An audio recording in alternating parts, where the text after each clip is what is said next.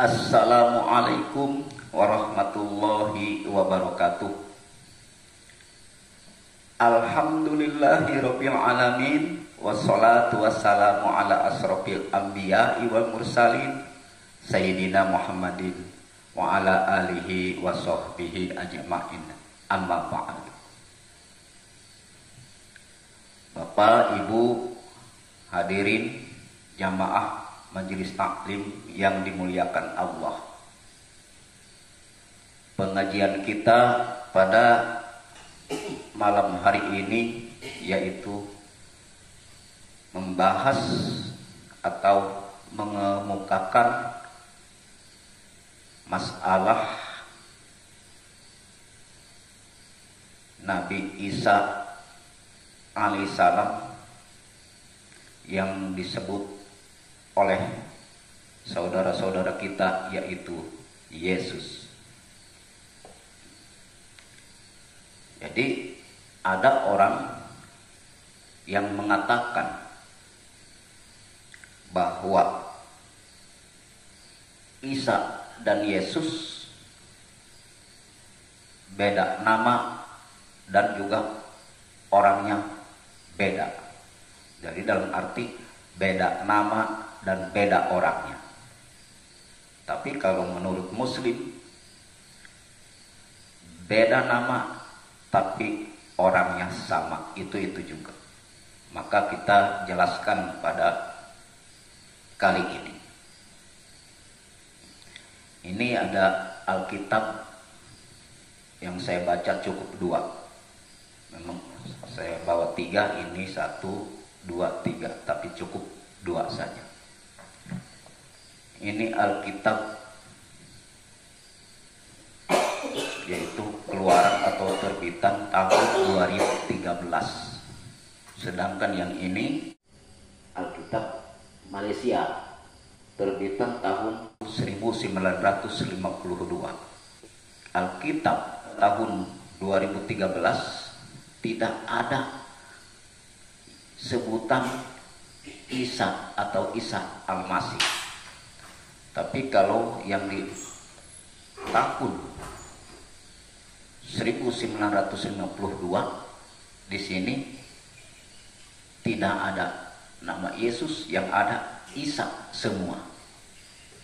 Mari kita buka, kita baca salah satu ayatnya. Pertama kita baca Alkitab tahun 2013, yaitu Yohanes 17 ayat 3 yang berbunyi begini. Inilah hidup yang kekal, yaitu bahwa mereka mengenal Engkau satu-satunya Allah yang benar dan mengenal Yesus Kristus yang telah Engkau utus. Yesus Kristus ya. Kita baca di Alkitab tahun 1952. Ayatnya sama, pasalnya sama.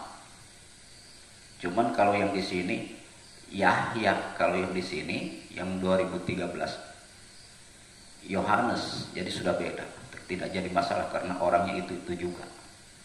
Kalau Isa dan Yesus beda orangnya, berarti Yahya dan Yohanes juga harus beda orangnya. Begitu saja simpel. Karena di sini Yohanes, di sini Yahya. Mari kita baca. Inilah kehidupan yang kekal,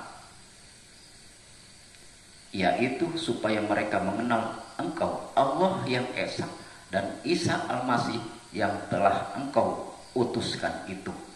Beda kan? Kalau di sini inilah hidup yang kekal itu, yaitu bahwa mereka mengenal Engkau satu-satunya Allah yang benar. Kalau di sini Allah yang Esa, beda lagi.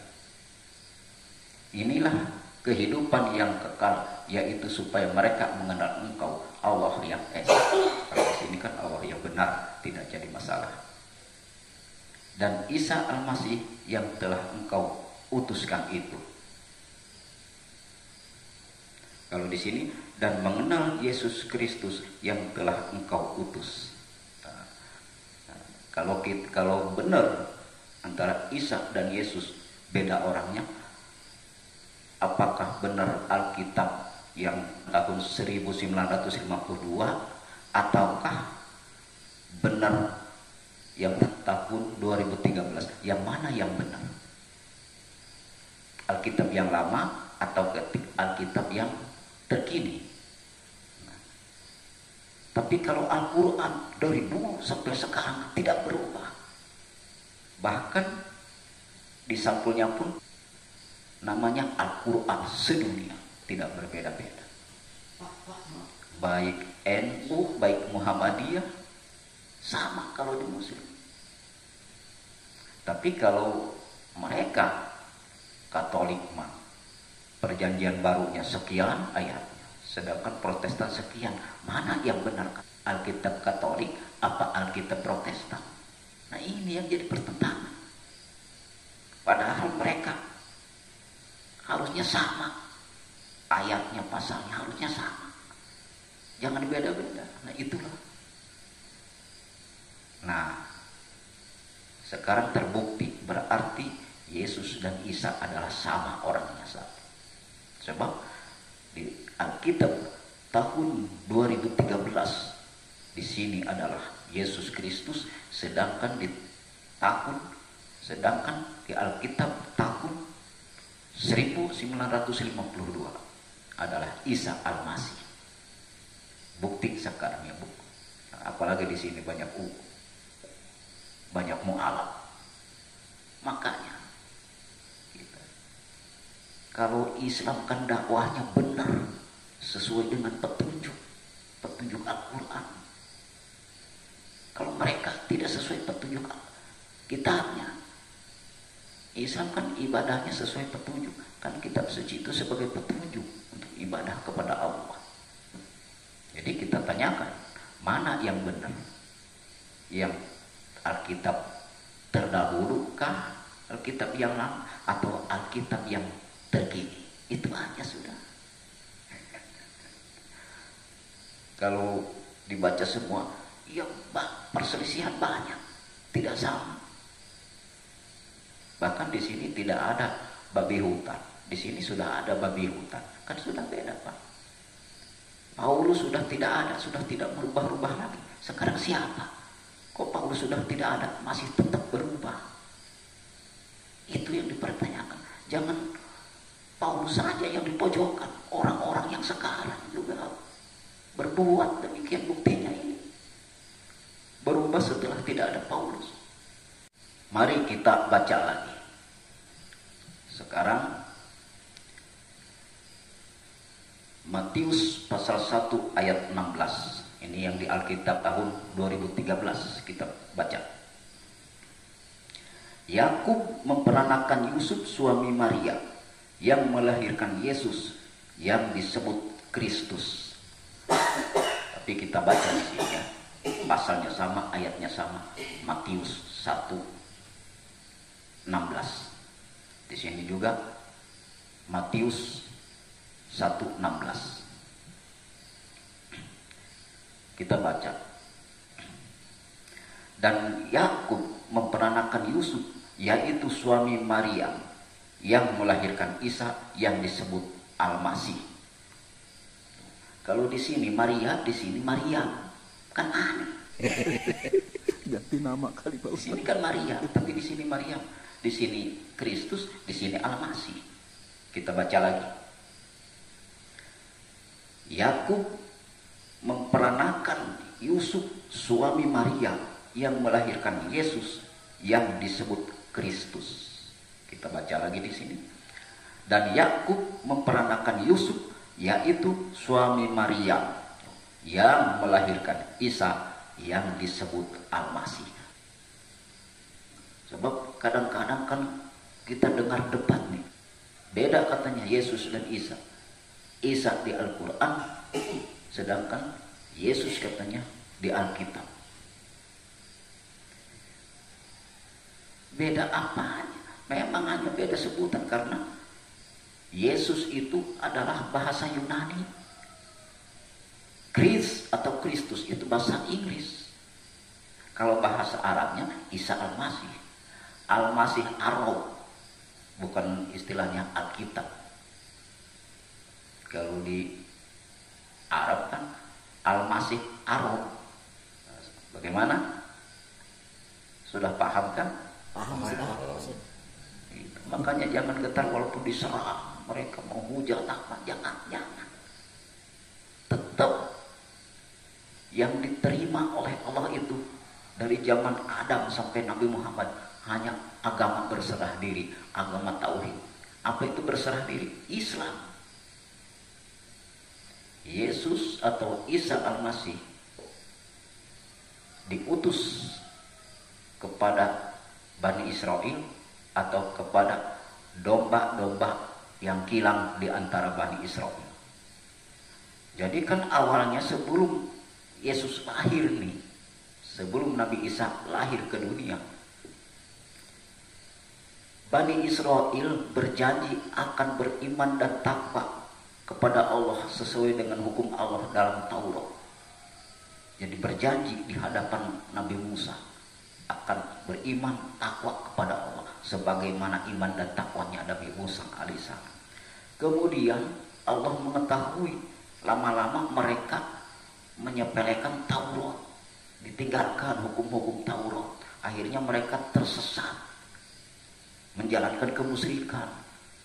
Bukannya menjalankan perintah Allah sesuai hukum Taurat, bahkan mereka melupakan ajaran Taurat. Jadi mereka menjalankan kesesatan, kemusyrikan.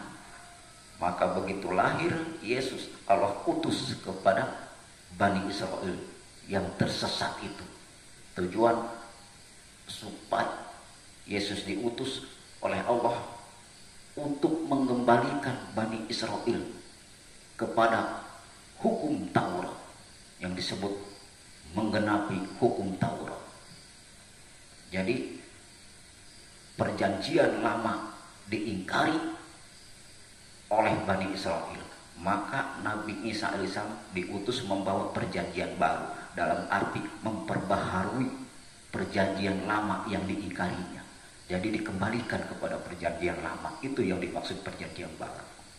Bagaimana sih kita istilahnya melanggar di perusahaan, tidak mentaati pemilik perusahaan, istilahnya gitu. Suruh begini malah kita begini, kata bos di pabrik suruh mengerjakan A, kita mengerjakan B. Apakah dinilai? Bisa jadi dikeluarkan dari pabrik. Nah Allah pun begitu, suruh iman dan takwa kepada Allah, malah bertakwa kepada yang lain. Kan ditolak, tidak diakui. Itu yang dimaksud. Jadi yang disebut perjanjian baru adalah memperbaharui perjanjian yang lama, diperbaharui lagi, menggenapi hukum Taurat. Pak Ustadz, bukankah sebutan Yesus itu dari bahasa Inggris? Kenapa? Bukankah sebutan Yesus itu dari bahasa Inggris? Oh, bukan bahasa Inggris. Jadi Yesus itu adalah diambil dari bahasa Yunani, Kristus. Jadi Yesus bahasa Yunani, Christ atau Kristus itu baru bahasa Inggris. Kalau Isa Al-Masih itu bahasa Arab. Yesus artinya melepaskan atau menyelamatkan. Isa sama. Isa artinya melepaskan atau menyelamatkan, sama. Jadi Yesus menyelamatkan, Isa juga menyelamatkan, artinya itu. Kemudian Christ atau Kristus atau Al-Masih itu sama artinya, yaitu Tuan, Paduka, Panutan, Raja Damai, Tuan Raja, Tuan Guru atau Guru Besar. Itu namanya Al-Masih. Yesus Kristus atau Isa Al-Masih adalah Tuan penyelamat yang menyelamatkan Bani Israel dari kesesatan atau dari kemusyrikan, supaya kembali menjalankan hukum Allah sebagaimana yang tertulis di dalam Taurat. yang diajarkan oleh Musa. Itu yang dimaksud. Tetapi bagi Bani Israel yang tidak mengakui kebenaran Isa Al-Masih, yang tidak mentaati ajaran Isa Al-Masih, maka Allah tidak akan mengampuni Bani Israel yang demikian. Itu maksudnya. Maksudnya mengampuni juga bagi orang yang sanggup meninggalkan kesesatan dan kemusyrikan. Itu yang dimaksud.